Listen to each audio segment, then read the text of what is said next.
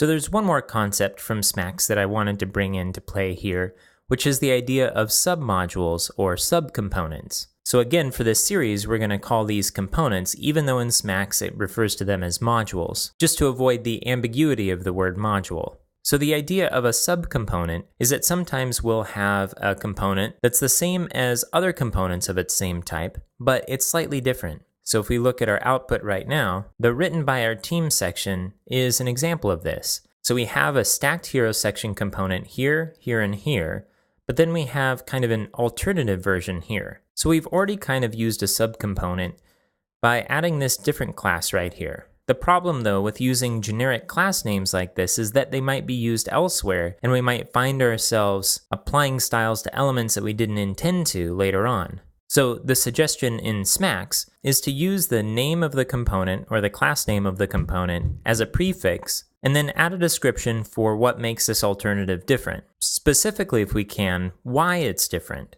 Now, if we look at our design, it seems like the main reason why this is different is just to provide some alternative to the white background. So there's a delineation between this section and the section below it. So in this case, I'd just call this an alternative.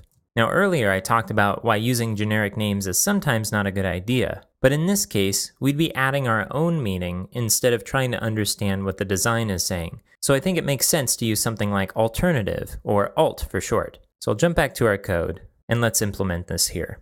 So I'm going to cut out different, and then I'll copy the class name, stacked hero section, and paste it in. And now I'm going to use 2 dashes to separate the main class name from the description, and I'll call this alt. So I'm using 2 dashes because we're using a single dash for elements inside of a component. So now we just need to change the different class over in our CSS. And notice that before we used section.different, but our goal ultimately is to decouple the HTML from the CSS so we can change the HTML. So for example, later if we decide that this section should actually be an article tag, we'll be able to make that adjustment without affecting the CSS. And now that we have a specific class name here, we can just use that class name. So I'm going to call it stacked hero section -- alt. Now the other place where this is being used is here. And again, we can just replace the section.different with the subcomponent class name.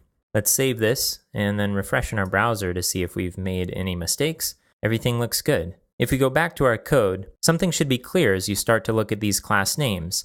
They're very descriptive, and because we're using conventions in order to delineate an element inside of a component or a subcomponent, we can tell exactly what each one of these classes are supposed to do.